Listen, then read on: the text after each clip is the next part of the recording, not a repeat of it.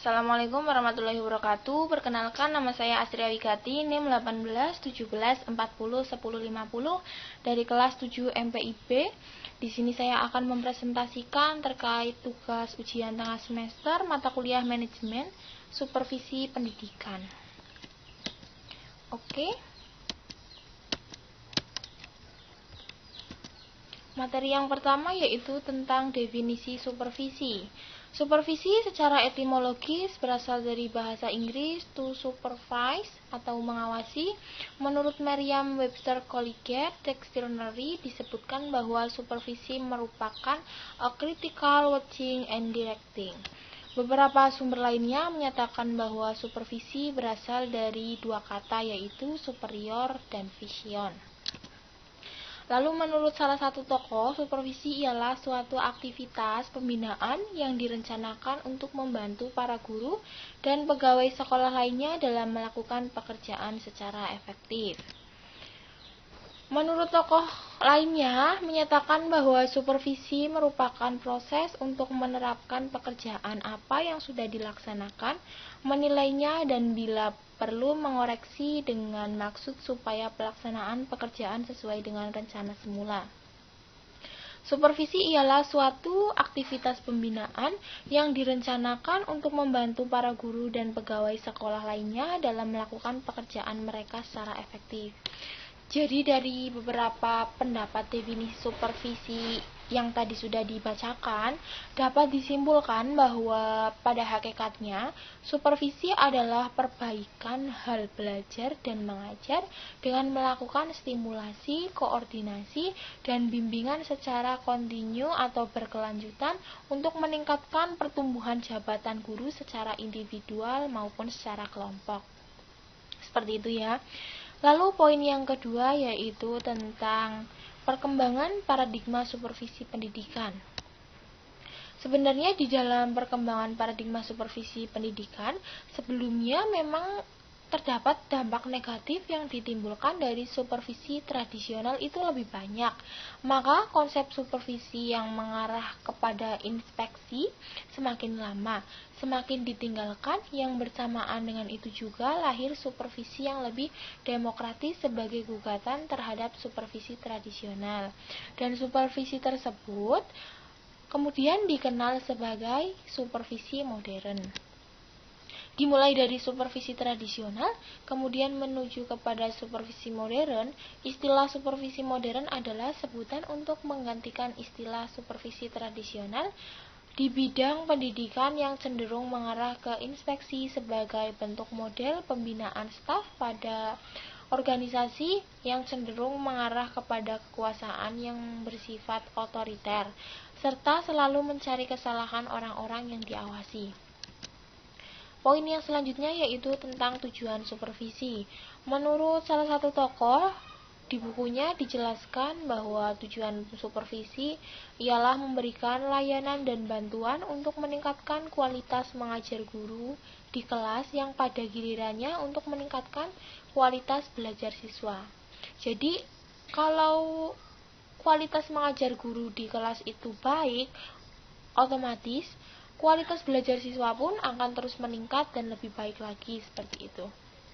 Lalu pendapat lain mengemukakan tujuan supervisi ada 4, yaitu membantu menciptakan lulusan optimal dalam kuantitas dan kualitas, membantu mengembangkan pribadi, kompetensi dan sosialnya, membantu kepala sekolah mengembangkan program yang sesuai dengan kondisi masyarakat setempat, ikut meningkatkan kerjasama dengan masyarakat atau komite sekolah.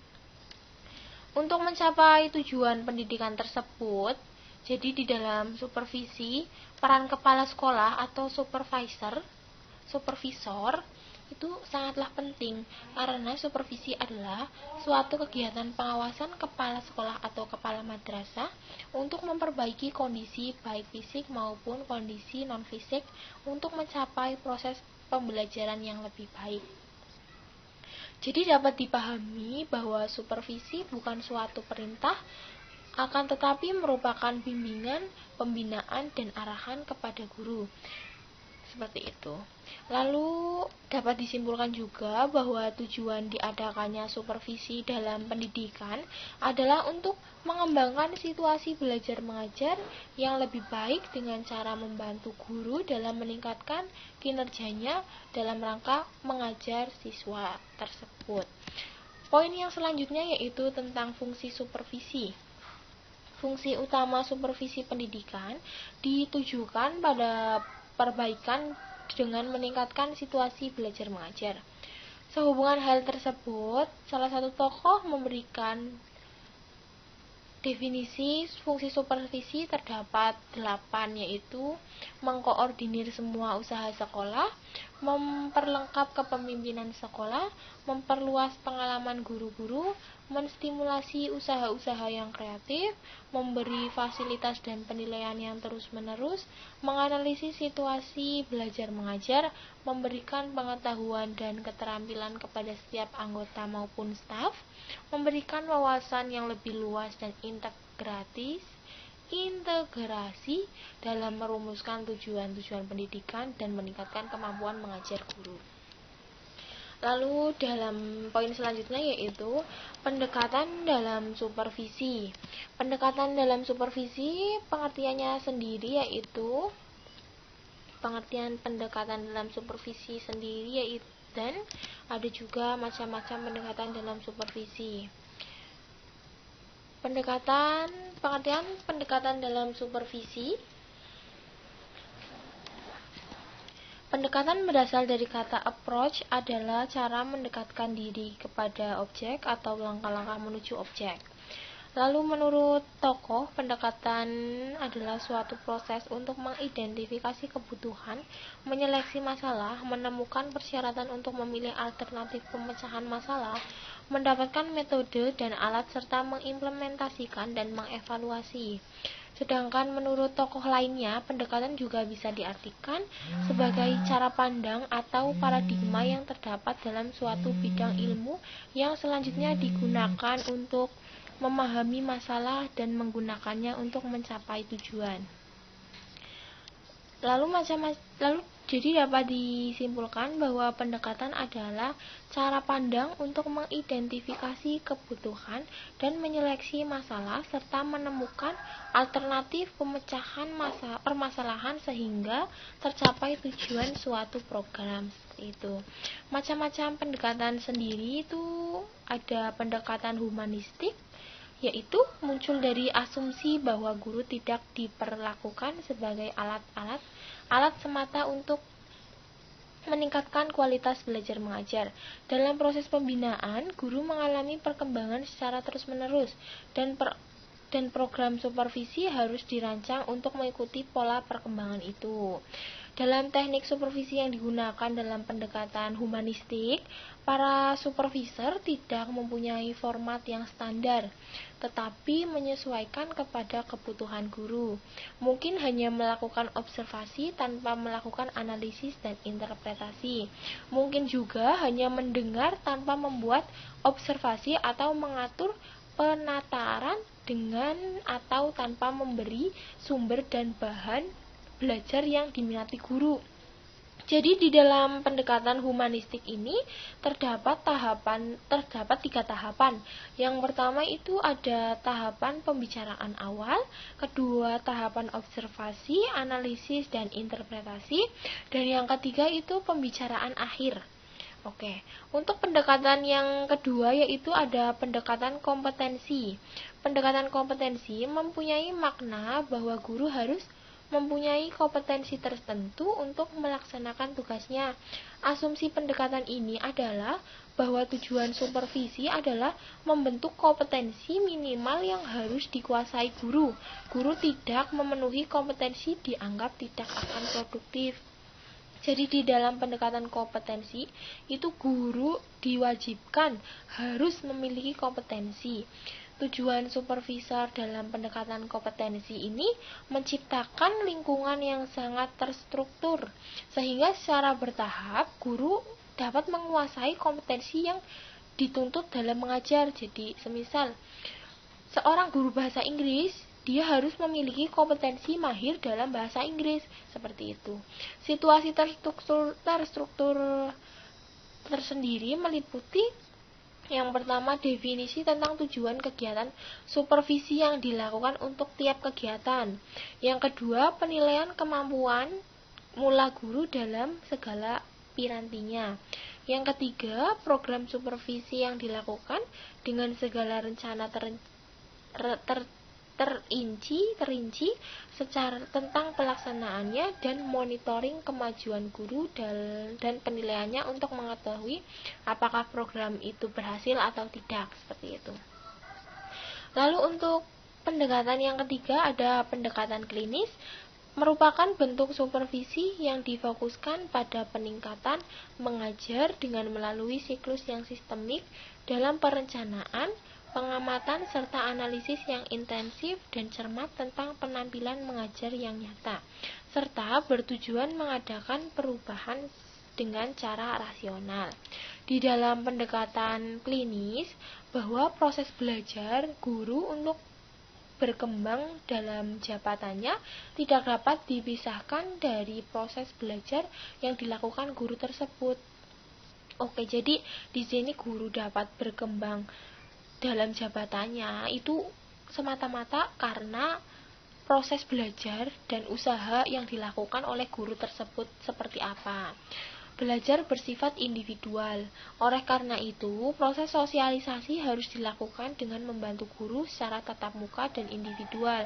Pendekatan ini mengombinasikan target yang terstruktur dan berkembang secara pribadi, seperti itu. Lalu untuk pendekatan yang terakhir ada pendekatan ilmiah.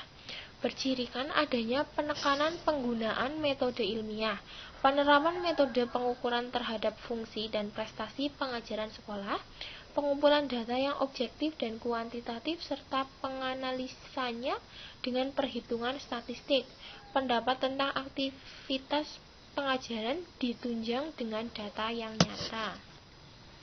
Di dalam pendekatan ilmiah tersendiri mempunyai keuntungan bahwa di dalam konsepnya adalah setiap usaha didasarkan atas pertimbangan dan pengukuran yang objektif terhadap kemajuan pengajaran, prestasi belajar, aktivitas guru dan murid, serta berbagai fungsi sekolah lainnya.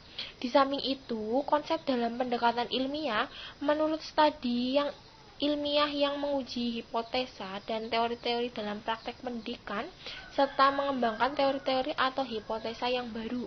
Guru-guru berstimulir untuk mengadakan studi profesional, mengadakan penelitian-penelitian dalam rangka memperbaiki teknik pengajaran, seperti itu. Lalu yang terakhir itu ada teknik dalam supervisi. Teknik dalam supervisi terdapat dua teknik, yaitu teknik individual dan teknik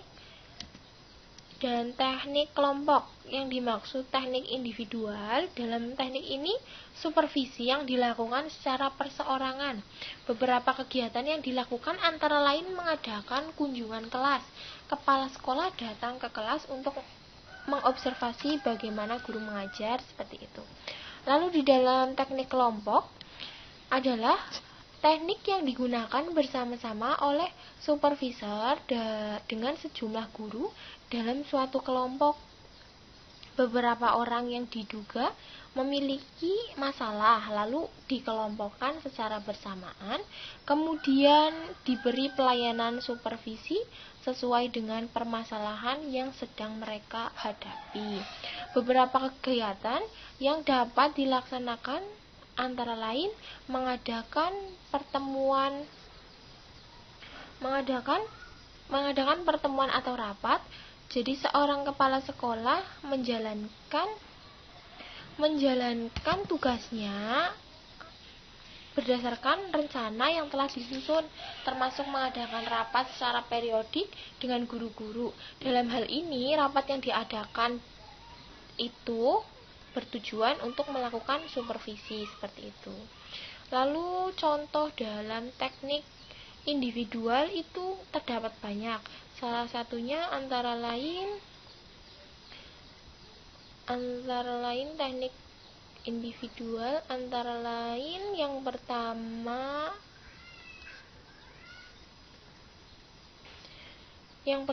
kunjungan kelas. Jadi di dalam kunjungan kelas, kepala sekolah atau supervisor datang ke kelas secara langsung untuk melihat bagaimana cara mengajar guru di kelas, seperti itu. Yang kedua ada observasi kelas. Bedanya observasi kelas dengan kunjungan kelas itu berbeda. Kalau kunjungan kelas kan untuk mengetahui cara guru mengajar siswanya. Beda dengan observasi di kelas. Kalau observasi kelas itu dibagi menjadi dua, observasi secara langsung dan observasi secara tidak langsung. Observasi langsung itu dengan menggunakan alat observasi, supervisor dapat mencatat yang dilihat saat guru sedang mengajar, seperti itu. Sedangkan observasi yang tidak langsung dapat dibatasi oleh sesuatu, di mana guru dan murid tidak mengetahui bahwa kepala sekolah atau supervisor datang ke dalam kelas untuk melakukan supervisi, seperti itu. Lalu yang ketiga ada percakapan pribadi. Percakapan pribadi antara supervisor atau kepala sekolah dengan guru. Kedua-duanya berusaha berjumpa dalam pengertian mengajar yang baik. Jadi di situ bisa dikatakan sebagai berbicara empat mata, seperti itu. Lalu untuk yang keempat ada intervisitasi. Yang dimaksud intervisitasi adalah saling mengunjungi antara guru yang satu dengan guru yang lain dalam mengajar, seperti itu. Jadi saling menilai antara guru satu dan guru lain saat proses pengajaran sedang berlangsung. Lalu yang kelima yaitu menyeleksi berbagai sumber materi untuk mengajar. Menyeleksi sumber materi untuk mengajar itu dilakukan dengan baik dari supervisor maupun guru. Jadi diseleksi atau dikoreksi, seperti itulah. Apakah sudah baik dalam berbagai sumber materi yang digunakan untuk pengajaran kepada siswanya, seperti itu. Yang keenam yaitu menilai diri sendiri. Salah satu tugas yang tersukar oleh guru-guru ialah melihat kemampuan diri sendiri dalam menyajikan bahan pelajaran. Jadi guru terkadang ada yang merasa, oh iya saya sudah menerapkan teknik yang baik seperti ini, lalu tanpa memikirkan apakah sudah mencapai tujuan dengan menggunakan teknik tersebut atau belum, seperti itu. Jadi menilai diri sendiri itu sangat penting. Bahasa lainnya introspeksi diri tersendiri itu memang sangat penting.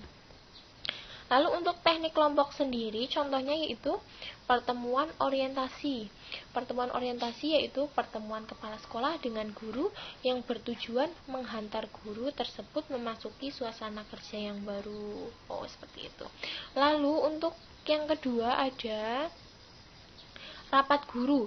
Rapat guru banyak sekali jenisnya, baik dilihat dari sifatnya, jenis kegiatannya, tujuannya, jumlah pesertanya, dan lain sebagainya.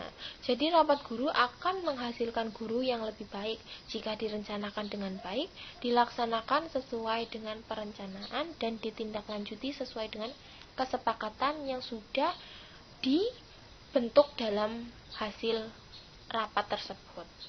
Lalu yang ketiga adalah studi kelompok antar guru. Merupakan suatu kegiatan yang dilakukan sejumlah guru yang memiliki keahlian di bidang studi tertentu. Kelompok guru tersebut melakukan pertemuan baik secara rutin maupun insidental, jadi kondisional waktunya, seperti itu, untuk mempelajari atau mengkaji suatu atau sejumlah masalah yang menyangkut penyajian dan pengembangan materi bidang studi. Yang keempat yaitu diskusi. Diskusi merupakan kegiatan pertukaran pikiran atau pendapat melalui proses percakapan antara dua orang atau lebih individu tentang suatu masalah untuk mencari alternatif pemecahannya atau jalan keluarnya, seperti itu. Lalu ada contohnya melakukan lokakarya atau workshop. Diartikan sebagai suatu kegiatan belajar secara berkelompok yang terjadi dalam sejumlah guru yang sedang memecahkan suatu masalah melalui percakapan. Lalu yang terakhir itu ada Tukar-menukar pengalaman atau sharing of experience merupakan suatu teknik perjumpaan di mana guru saling memberi dan menerima, saling belajar satu dengan lainnya. Prosedur sharing harus saling menguntungkan, seperti itulah. Oke, cukup sekian pemaparan materi dari saya terkait definisi, fungsi, tujuan, teknik, dan lain sebagainya. Apabila dalam penyampaian materi saya masih banyak kekurangan dan kesalahan, saya mohon maaf dan untuk dimaklumi. Sekian yang bisa saya sampaikan. Terima kasih. Wassalamualaikum warahmatullahi wabarakatuh.